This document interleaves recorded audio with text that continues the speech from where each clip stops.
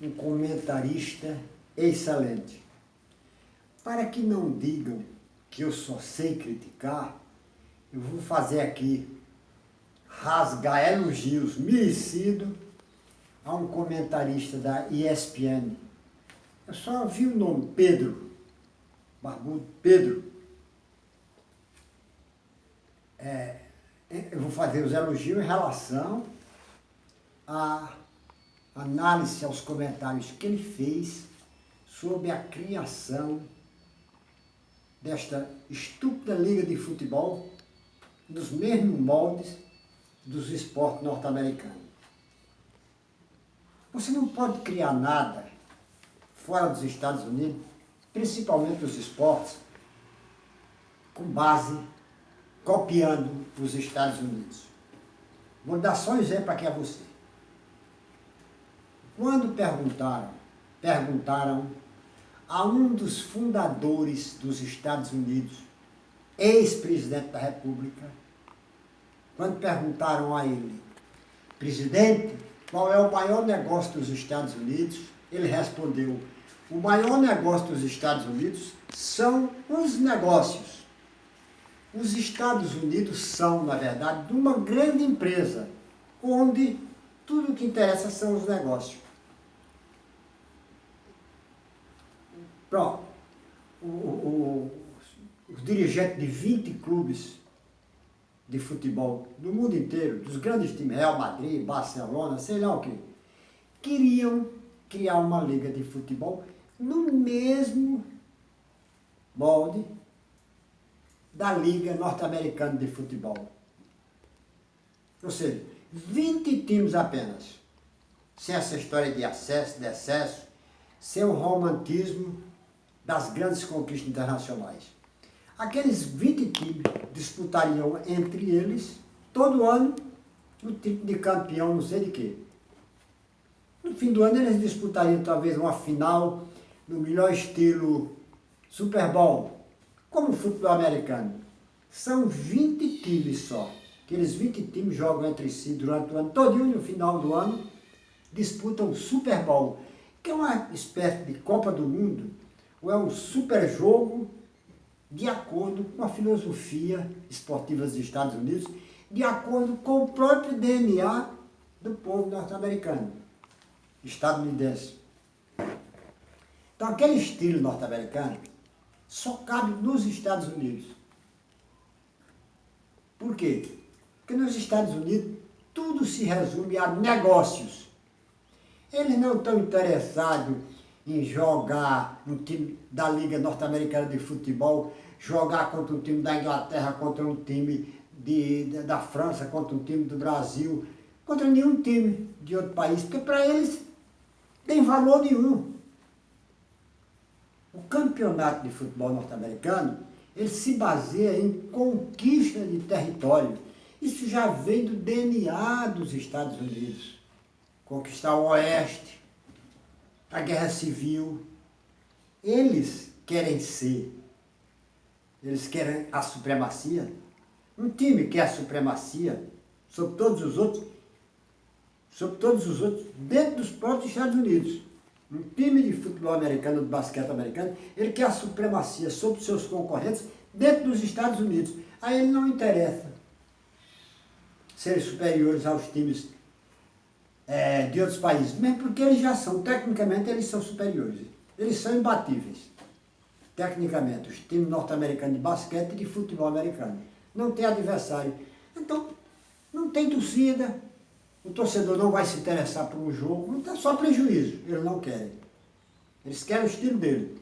20 times de futebol americano disputando o direito de chegar à final, à Super Bowl. 20 times de basquete americano disputando o campeonato para no final ver quem é o campeão norte-americano. Não interessa nada de disputa contra o México, de campeão das Américas do Norte, nada disso. Campeão norte-americano, só isso, basta. Então, não tem como você fazer no mundo inteiro, principalmente no futebol association, alguma coisa parecida com o estilo norte-americano dos negócios. Não tem como. Os americanos só aceitam aqueles times. 20 times, porque para eles tudo é negócio. Então, 20 times dos Estados Unidos disputando o campeonato dos Estados Unidos. 20 times do futebol americano disputando o direito de participar do Super Bowl. E o campeão do Super Bowl é o campeão norte-americano. Só isso. Não quero nem saber de time de outro estado, de outro país, de outra região, participando daquelas disputas. É do DNA do norte-americano. Mas os sábios dirigentes do futebol brasileiro, do futebol mundial, queriam transportar esse estilo para o futebol. Não cabe. Não cabe. Ia andar com os burros na água. Muito simples. Porque o futebol americano, o futebol norte-americano, o futebol, os esportes americanos, são um negócio dos Estados Unidos e que funciona dentro dos Estados Unidos. Eles não querem saber do resto do mundo. O Futebol Association é um futebol mundial. Aqui no Brasil, por exemplo, você disputa o título de campeão paulista para poder participar da Copa Brasil. Você disputando a Copa Brasil, você ganha uma vaga na Sul-Americana ou na Libertadores. Campeonato Brasileiro, os 5 primeiros, 6 primeiros vão disputar a Libertadores.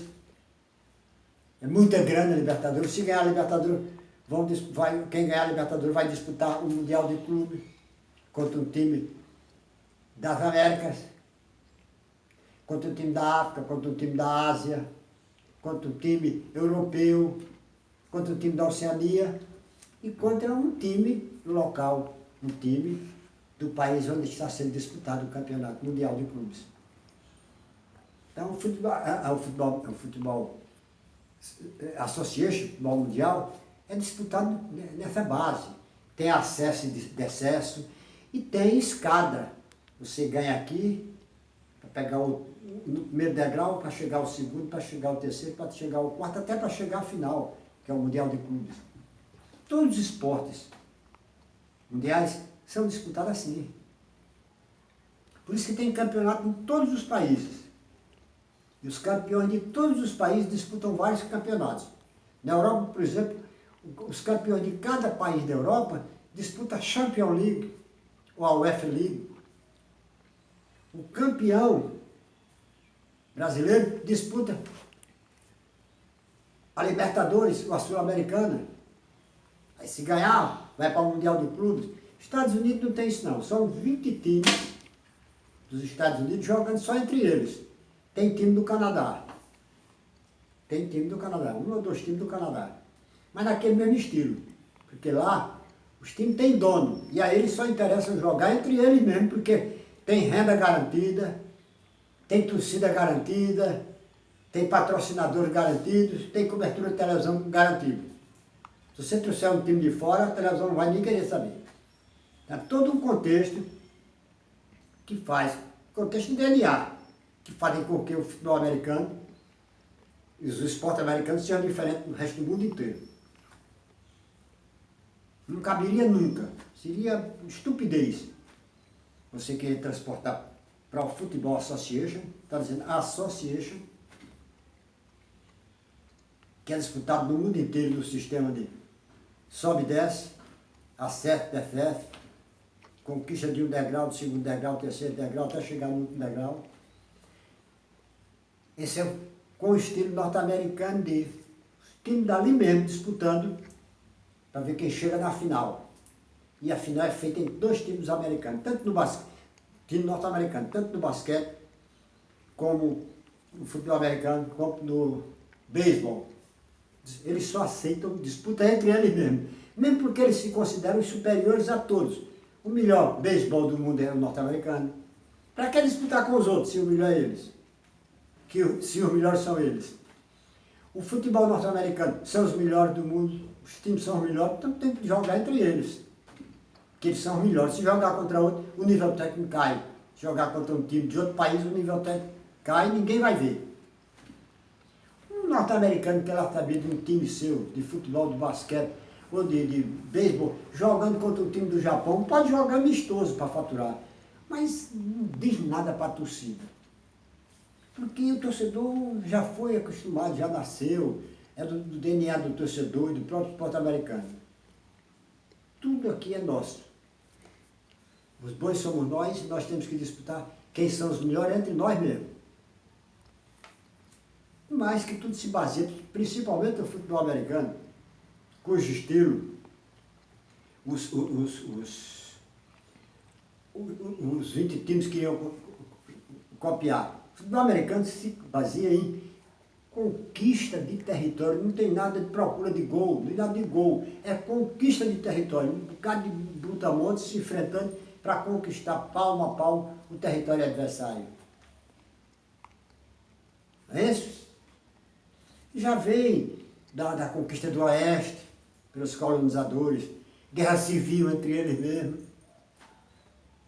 para ver quem é o melhor dos lados. Futebol não, futebol o mundo inteiro. Futebol é arte, futebol é paixão, clubística. O torcedor brasileiro torce por vários times de fora.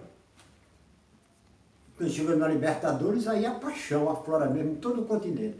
Lá não tem isso. Lá a paixão só aflora nos jogos do próprio campeonato americano. Então, o comentarista Pedro, da ESPN, colocou tudo isso.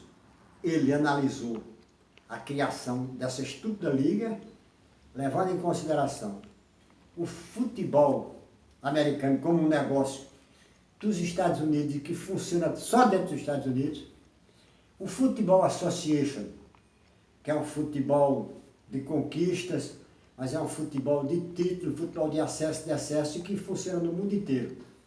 E levou em consideração também, que é muito difícil, a geopolítica mundial. Então ele é muito preparado, porque ele conseguiu analisar por que o Football Association mundial jamais poderia copiar o futebol americano. Não, jamais daria certo. Cadê a nossa mentalidade? Nós já nascemos com esse estilo de futebol. Os americanos já nasceram com o estilo do futebol deles. É um negócio, como eu disse a você. No Estados Unidos, tudo é negócio. Futebol Association envolve muito dinheiro, tem muito negócio. Mas tudo é conquista técnica. E aí vem a diferença. Então está de parabéns o Pedro e que não digam que eu só sei criticar. Eu me lembro que um dia, o Sormani, eu nunca vi um rapaz tão despreparado, metido a discutir assuntos que não domina. E aí só diz merda. Ele perguntou por que o Brasil não copiava o estilo high school dos Estados Unidos. Como se o high school norte-americano fosse uma tendência, uma moda. É não, Sormani. Aquilo ali está no DNA do norte-americano, está no DNA dos colonizadores norte-americanos, que já trouxeram da Inglaterra, da Irlanda, das duas Irlandas e da Escócia, País de Gales, aquele estilo de prestígio total a tudo que diz respeito à universidade. Você vê, uma das grandes disputas mundiais, todo ano acontece entre duas universidades inglesas, Cambridge e Oxford. Não entra mais ninguém, só elas duas. E todo ano nas disputas entre eles, lota a beira do rio. Patrocinador do mundo inteiro, só eles dois. A vida escolar na Inglaterra, na Irlanda, na Escócia, ela é supervalorizada, porque ela é que decide todo o futuro. Você vê, todos os filhos, todos os membros da família real são criados em determinadas escolas, são educados em determinadas escolas próprias para formar reis, rainha, príncipe, seja lá o que for. Suas Altezas e Suas Majestades. Então, não tem como. Além de tudo, o high school norte-americano, que funciona nas universidades, tem muito dinheiro, mas muito dinheiro. O orçamento que chega, o dinheiro que chega nas escolas, nas universidades norte-americanas, para que ela prepare atletas, para que ela prepare os atletas futuros, os engenheiros, os advogados, os políticos, é algo em torno de 150 a 200 bilhões de dólares.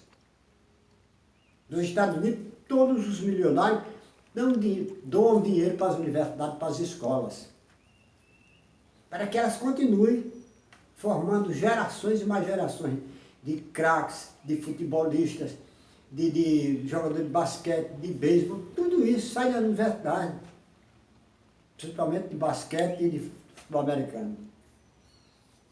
A vida norte-americana, ela sai da universidade, da high school, como você fala, é do DNA. Agora, poderia trazer para o Brasil, se a gente cobrisse o Brasil de novo, não recebesse aqui nem Pedro Álvares Cabral, nenhum holandês, nenhum português, nenhum francês, e dissesse, aqui só entram os índios, dissesse, aqui só entram ingleses, só os ingleses, irlandeses, escoceses, os galegos, só eles vão nos colonizar, para que a gente aprenda a cultura, para que a gente consiga adquirir a cultura deles, de todo sentido. Está entendendo? Então não pode copiar high school. É a vida norte-americana, as universidades norte-americanas, com as escolas norte-americanas, elas faturam bilhões por ano, só em doações. Vou dar um exemplo aqui a você. O campeonato mais rico, mais visto, mais badalado, que tem os maiores patrocinadores dos Estados Unidos, é o campeonato de futebol americano. A receita, nem sei quanto é a receita. Sabe qual é o segundo? Em receita, em público e tudo? O futebol americano universitário. Aí depois vem o basquete profissional, depois vem o beisebol, depois vem o basquete universitário. Para você ter uma ideia, o poder, o peso, a potência que é o futebol americano universitário.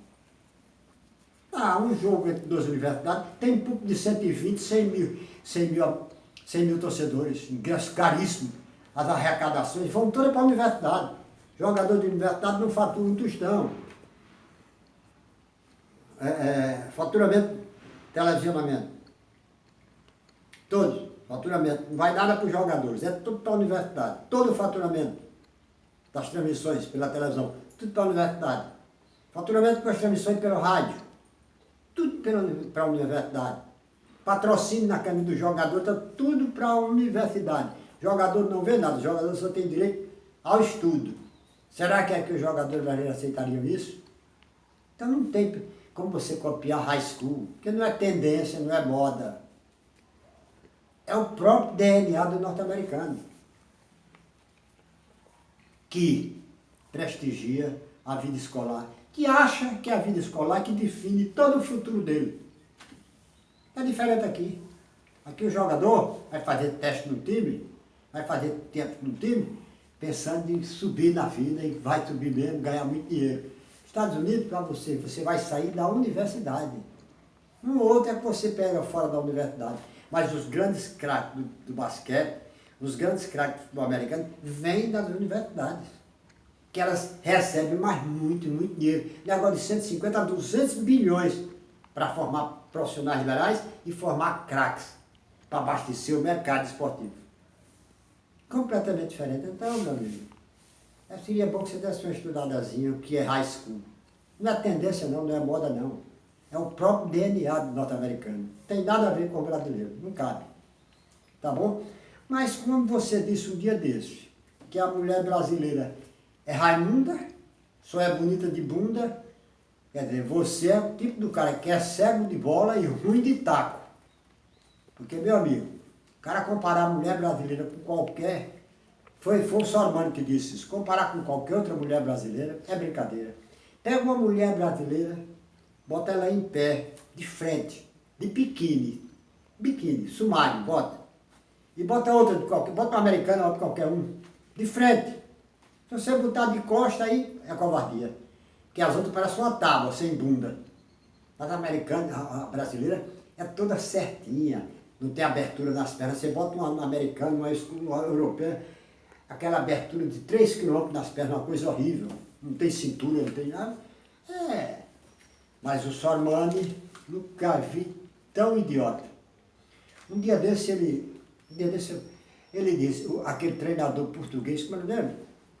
Do Palmeiras, Abel, das contas lá, deu um show, esculhambou com o juiz, pintou a peste, tomou o cartão vermelho. Depois do jogo, o Sormani disse o seguinte, aquilo ali é porque ele estava revoltado com o que acontece no Brasil. Ele vem da Europa educada, e na Europa educada não acontece isso. Não acontece isso. Então aquilo ali foi sinal de revolta pelas coisas erradas que ele vê no Brasil. Vai tomar na bunda, Sormani.